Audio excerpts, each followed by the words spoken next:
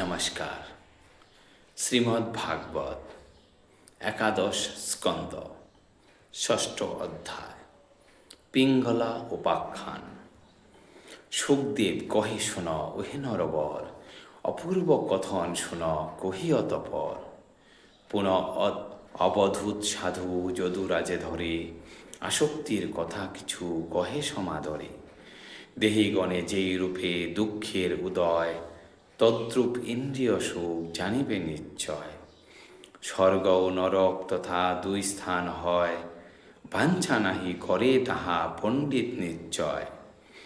অজগর বৃত্তিধারী উদাসীনগণ, তাহারা যেরূপে করে আহার গ্রহণ।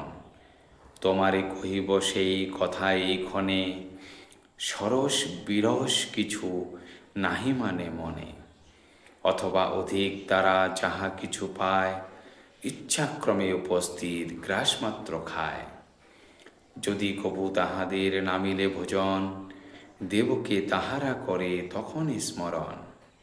ইহা ভাবি ধৈর্য ধরি অজগর মত, নিরাহারে নিরুদ্যমে থাকে অবিরত। শয়ন করিয়া থাকে সদা সর্বক্ষণ, সে তত্ত্ব তোমারে কহি শুনহ এখন। ইন্দ্রিয়ে আসক্ত সেই দেহধারী হয়, মনোবল দেহবল আছয়ে নিশ্চয়। করিয়া অকর্মকারী শরীর ধারণ, নিদ্রাশূন্য হয়ে স্বার্থে দৃষ্টি অনুক্ষণ। স্তিমিত প্রবাহ শান্ত সাগরের মতো, গভীর অনন্ত পার মুনিগণ যত। জলপূর্ণ স্রোতস্বতী বর্ষাতে যেমন, মহাবেগে সাগরেতে করয়ে গমন। তথাপিও স্থিরতর থাকয়ে সাগর, কদাচ না হয় সেই অতীব দুস্তর। সেই মতো কৃপাপর হয় মুনিগণ, কামলুব্ধ হয়ে মুগ্ধ না হয় কখন।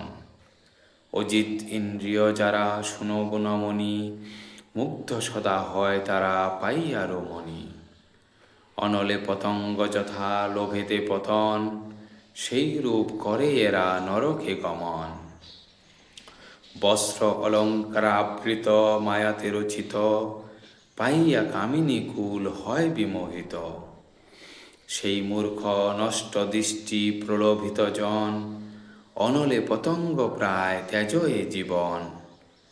পরেতে প্রেমের বৃত্তি করহ শ্রবণ, মুনিগণ এই বৃত্তি করিবে ধারণ। জীবন ধারণ হয় শুনহ যাহাতে, পীড়ন না করে গৃহ কহি যে তোমাতে। একমাত্র গ্রাস তথা করিবে গ্রহণ, অল্প অল্প করি তাহা করিবে ভোজন। অলি যথা পুষ্প হতে মধুপান করে, পণ্ডিতেরা সেই রূপ জানিবে অন্তরে। ক্ষুদ্র বা বৃহৎ শাস্ত্র হয় দর্শন, তাহা হতে সারমাত্র করয়ে গ্রহণ।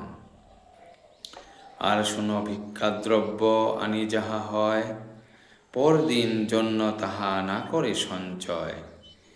তাহারা মক্ষিকা সম নাশপ্রাপ্ত হবে, সঞ্চিত সে দ্রব্য আর কদাচ না রবে। আর শুন কহি আমি অহে নরপতি, দারুময়ী হয় যদি সুন্দরী যুবতী।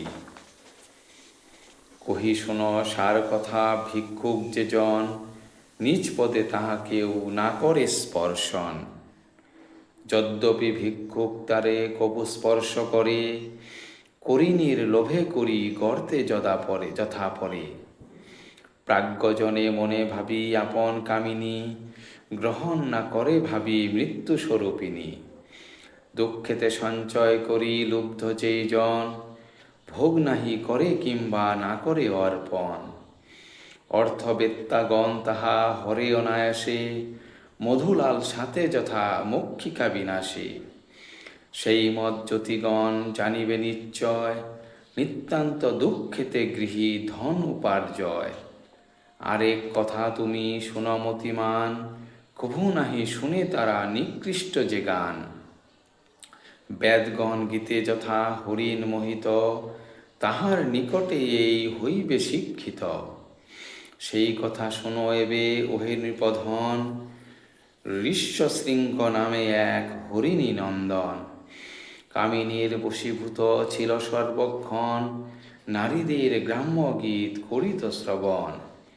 নিত্য আদি উপভোগ তাহাদের সঙ্গে, বশীভূত হয় সেই কামিনীর রঙ্গে। মিন যথা বর্ষিতে ক্ষণে বিদ্ধ হয়, অজ্ঞান মানব তথা জানিবে নিশ্চয়। জগতে জানিবে তুমি পণ্ডিত যে জন, রসনারে পরাজয় করে সে সাধন। আর যত ইন্দ্রিয়কে করে পরাজয়, অজ্ঞান মানবে ইহা ক্রমে বৃদ্ধি হয়। যে ব্যক্তি পুরুষ হয় জানিবে এখন, অন্য রিপু বশ করে তারা সর্বক্ষণ। কিন্তু যদি রসনারে নাহি করে জয়, জিতেন্দ্রিয় বলি তারে কেহ নাহি কয়। রসনা করিলে জয় জিতেন্দ্রিয় মানি, তোমারে বিশেষ রূপে কহি তত্ত্ববাণী।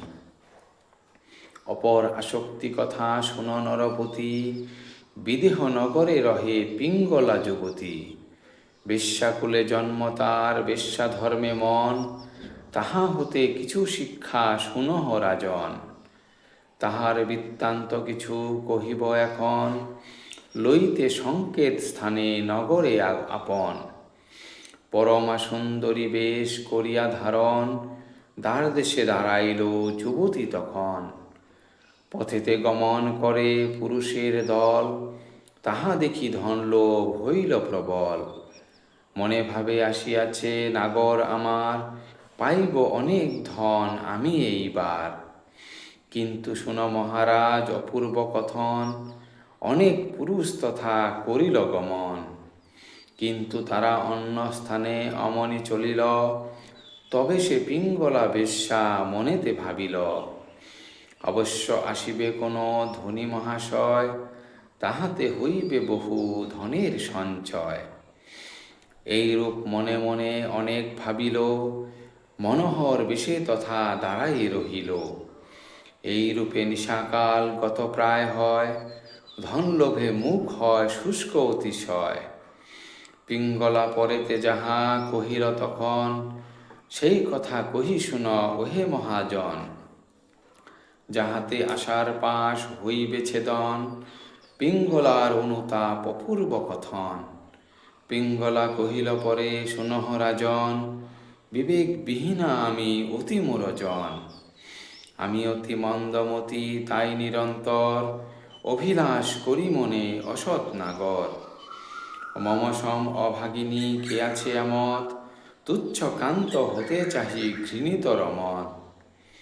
এমন জঘন্য কর্মে মন মত্ত রয়, সুখদাতা ধনদাতা নিত্য সুখময়।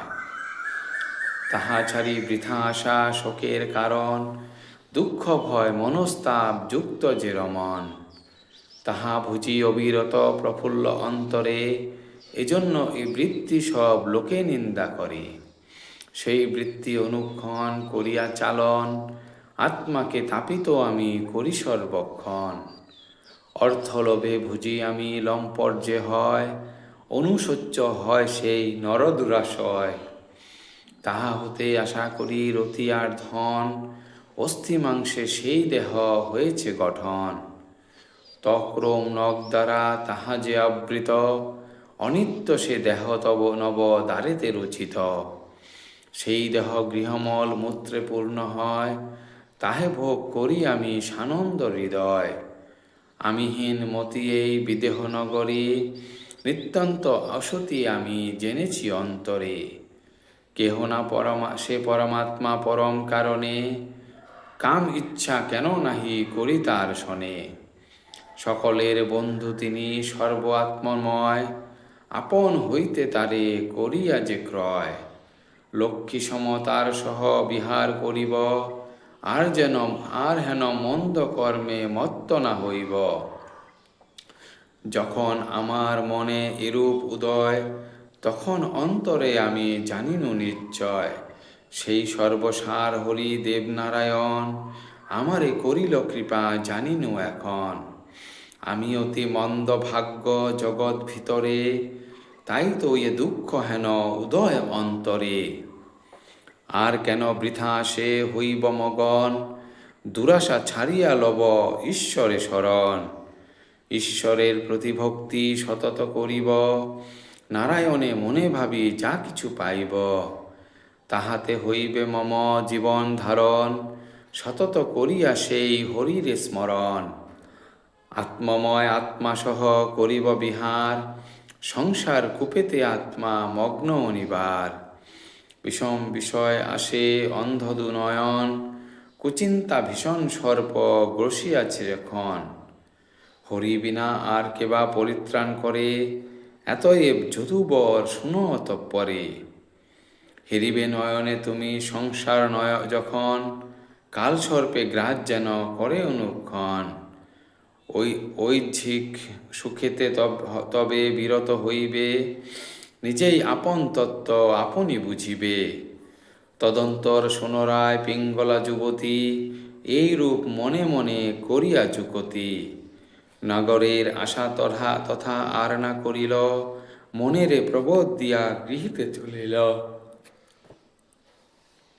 মানবের আশা নানা দুঃখের কারণ, আশা ত্যাগে বহু সুখ শুনহ রাজন।